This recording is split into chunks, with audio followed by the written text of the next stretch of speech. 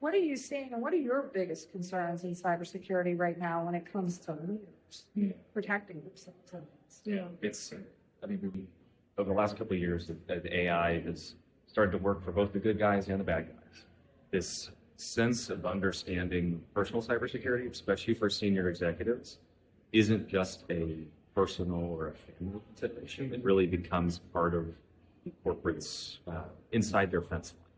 So these corporations start to think about individual cybersecurity for high-value senior leaders as part of their necessary network to defend.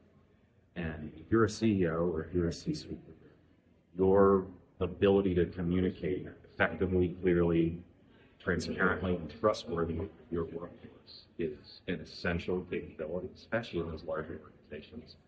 What we've seen with deepfakes, with the other rise of AI-generated content, phishing, text message-based phishing has been that easier and easier for bad actors to undermine that trust, undermine that sense of, how do I know where this is coming from? So that anchor of truth that we had of being able to talk to people face to face or see them on a Zoom call, even that gets tough to determine. So I think this evolution of sense that senior leaders are a part of what that company needs to defend, think about protecting, both from a reputational as well as an operational perspective, is super important. Because it seems complex to me. It seems highly complex. Right now, you sort of have very easy to clone audio. I can take a picture now and be able to turn it, into a live person. And so when you start getting holograms, these things are right around the corner.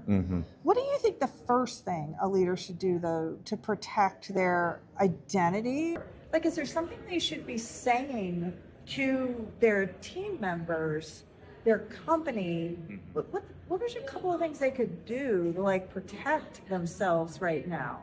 I think first and foremost, the most important thing at that level is making security an important part of their corporate culture. What we've seen in a lot of these companies is that they scale quickly, they're successful, they have a product, they have a service that's successful and customers want it, and their corporate footprint outpaces their ability to secure it.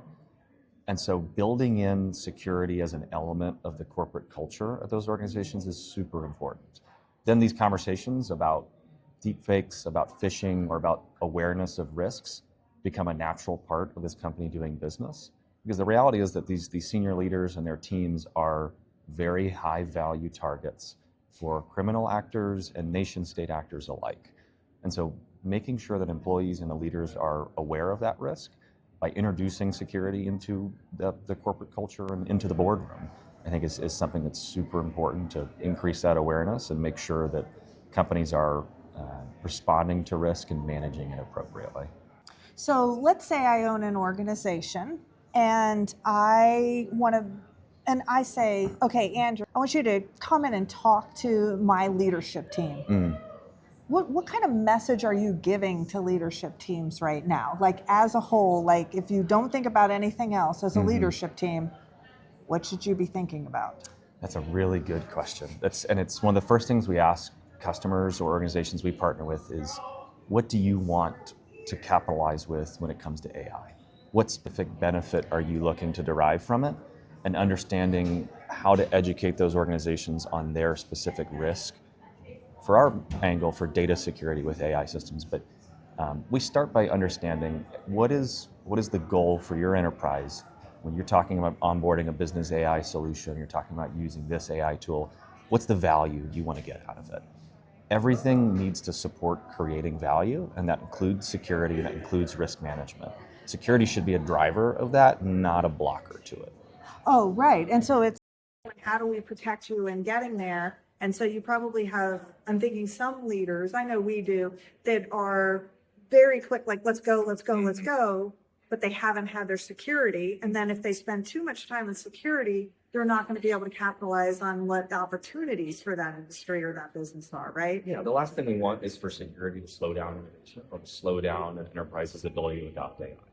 And so what we found is that really understanding where value is derived for that business through AI can help inform the specific risk management strategies or the specific needs for assurance or robustness when it comes to AI by focusing on what the value that's being created for the business.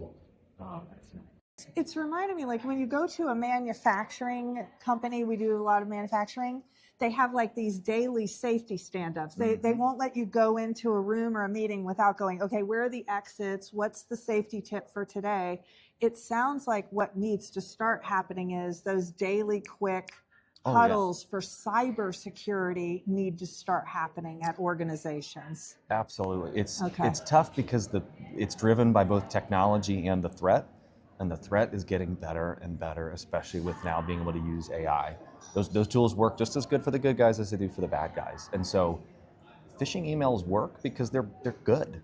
Even security professionals fall for them all the time. And so like a great way is just showcasing, hey, like here's what we're seeing in the threat landscape. Here's a really good phishing email I got the other day. And sharing that broadly with the company, or having a team that's used to sharing those types of risks and discussing them openly, where it's not a touchy subject, or it's not something that you can't bring up. The people are aware that, hey, like there are risks to the business, and they rely on everyone playing their part and being aware of them to stop. Okay, I'm not gonna talk about it. And to me, I'm seeing that. And sometimes what I'm noticing is they're going, I'm not gonna learn about it. But you really can't hide your head in the sand. That's what I'm thinking, is it's like you have to have this balance. Right. It feels like it's out of the box at this point. Whether you're a believer in AI or whether you think it's gotten kind of ahead of its skis, that it's here to stay for at least the time. Yeah. And it is fundamentally transforming the way that businesses approach productivity and the way that they need to manage the risk. So being afraid of AI isn't a good way to manage and understand the risk of it. Just like when we moved businesses to the cloud. It was a new technology that was transforming the way that we could deliver software and services. And it was unfamiliar at the time, but even businesses who weren't cloud companies primarily learned how to secure their applications and their services in the cloud. And it became an essential part of doing business. AI is, in a lot of senses, similar to what we saw with taking the cloud into the enterprise, but it's impacted almost every corporate function, almost every. Seems like at this point it's here to stay a bit, but I think just like as you said, burying your head in the sand at this point with AI, I think is going to, both in terms of risk and opportunity, is going to leave a lot of corporations in a bad position to capitalize on the transformative power of AI and manage the risks associated when they are inevitably integrated into enterprises.